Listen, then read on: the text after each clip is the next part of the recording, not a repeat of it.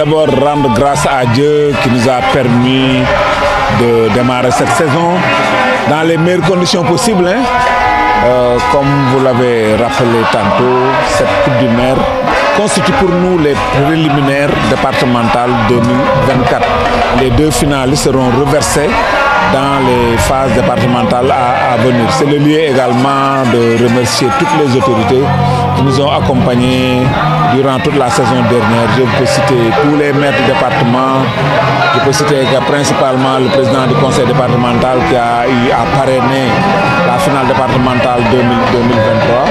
Je pense que de mémoire de Mbouroua, c'est la plus grande, la plus belle de toute l'histoire du mouvement navétane. Et ça, nous le devons au soutien du président du conseil départemental, mais l'ensemble des maires qui, chacun dans sa commune, a essayé de mettre les moyens nécessaires pour aider la jeunesse du département de Mbour qui est devenu, quoi qu'on dise, sportif. Voilà, donc la saison que nous ouvrons cet après-midi au stade Caroline Faye vraiment s'inscrit dans la continuité avec quelques innovations. Si vous voyez, nous avons commencé à expérimenter une digitalisation de la billetterie, le ticketing. Vous avez vu tout le dispositif que nous avons mis en place. Ça participe à la transparence, à la réduction des comptes, comme on a souvent l'habitude de le dire, pour que vraiment le DECAF de Mbour devienne une maison de vente. Tout à fait. Cela témoigne de l'engouement que suscite le championnat national populaire. Dans le cadre des concertations régionales sur l'avenir du mouvement navétane, nous l'avons rappelé. Il nous faut faire un diagnostic sans complaisance, mais il ne faut pas aussi jeter le bébé avec l'eau du bain. Le mouvement navétane est une école de la vie. Le mouvement navétane est un régulateur social. Donc, il va falloir, avec les autorités, qu'on puisse nous retrouver dans le cadre d'une concertation nationale.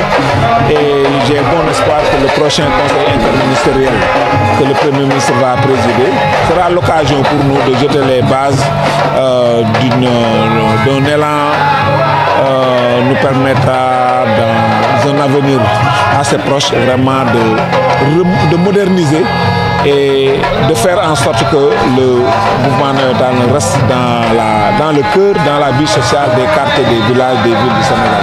Oui, ces problèmes se posent, mais nous devons faire face à un certain nombre de contraintes. D'abord, il y a le boom démographique. Si le Sénégal était 3 millions, 6 millions, il y a 30 ans, aujourd'hui nous sommes 18 millions, il y a de nouveaux quartiers, de nouvelles aspirations, combinées à la liberté d'association. Il est assez difficile pour un mouvement comme le navétane qui organise un sport de masse, parce que là, ce n'est pas un sport d'élite. On suscite à la participation à l'organisation d'un sport de masse à travers le football qui est notre activité phare.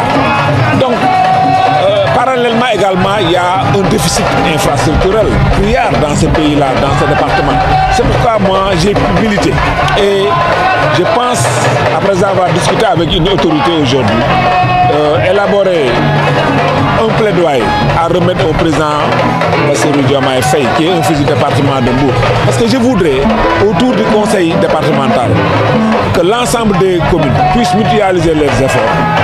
Tout ce qu'on demande à l'État, c'est de garantir le prêt.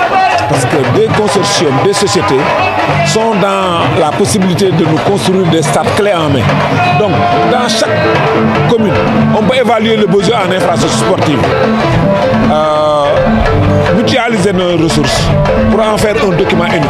Demander à l'État de garantir le prêt et prélever annuellement sur les fonds que l'État alloue aux collectivités territoriales. Après des discussions, prélever des montants qui permettraient, qui constitueraient une enveloppe que ces collectivités allaient verser aux partenaires techniques et financiers qui nous ont accompagnés dans ce projet. Mais c'est bien possible de doter toutes les communes du Sénégal d'infrastructures sportives de qualité.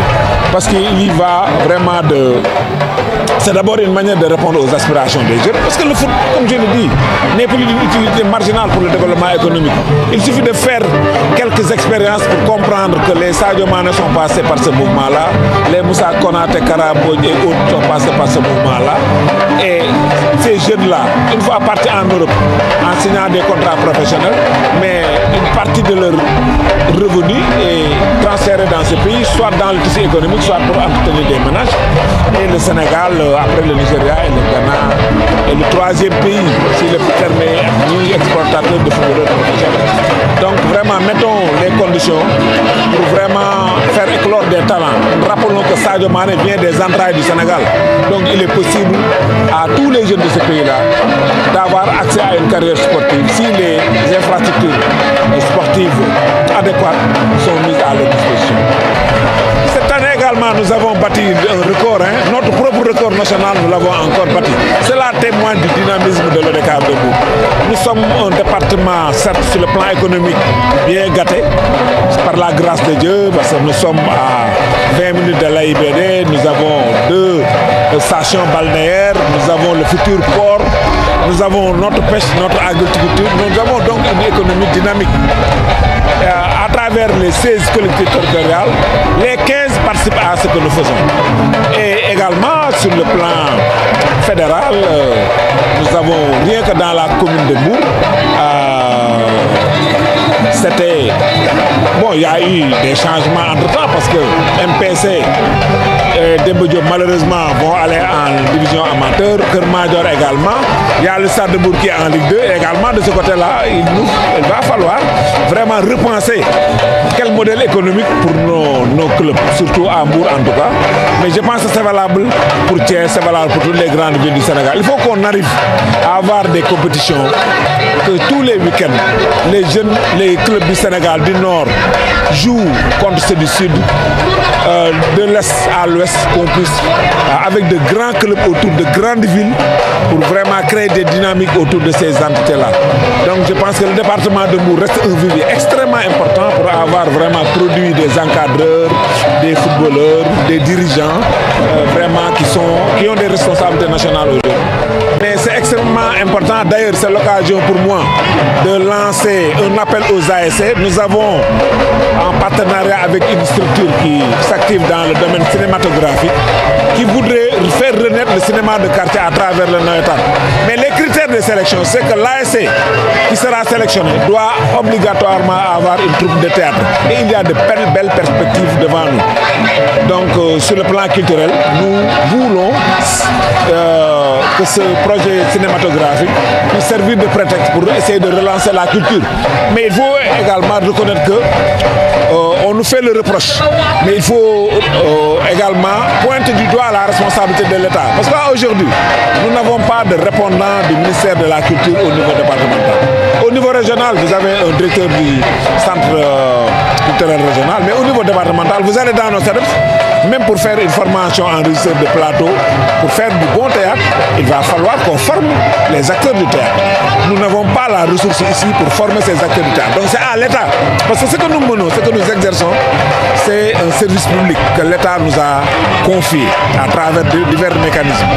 Donc l'État aussi doit jouer sa partition. Si on veut que le C dans ASC puisse vraiment répondre aux aspirations. Heureusement que la nouvelle donne a changé parce que le ministère de la Jeunesse, du Sport et de la Culture est devenu ASC. Je pense qu'on va saisir cette occasion pour essayer en tout cas de... En tout cas, nous sommes ouverts, nous sommes preneurs à toute initiative tendant à faire renaître la culture. Mais je voudrais terminer sur un mot. C'est cette violence-là qui gangrène la société sénégalaise. Ce n'est pas que dans le mouvement Nawetan. C'est-à-dire qu'analysons froidement pour voir que cette violence-là se manifeste dans toutes les activités de la société sénégalaise. Donc c'est notre société qui est malade. Et soit on fait une prise de conscience collective pour mettre un terme, comme les Européens l'ont fait, avec le phénomène du hooliganisme. Soit on demande à l'État de corser la politique pénale et de mettre hors d'état de nuire ces gens-là qui, dans les quartiers, dans les rues, après les marches de Nawetan, s'adonnent à des actes de violence. Sans justification, sans justification. Et il y a des prémices qui nous obligent, pour Mbour en tout cas, à prendre les devants pour éviter que des drames ne se produisent. En tout cas, nous, ODCAV, nous prendrons avec fermeté toutes nos responsabilités pour sanctionner, dénoncer. Parce que cette culture de la dénonciation, il faut que les Sénégalais l'approprient. C'est ce qui sème le trouble dans nos stades, dans nos quartiers. Nous les connaissons. Ce ne sont pas des étrangers, c'est des Sénégalais qui vivent parmi nous. Nous les connaissons, mais nous refusons, de par notre lâcheté, à les pointer du doigt, à les dénoncer auprès des autorités compétentes pour mettre fin à leur forfait.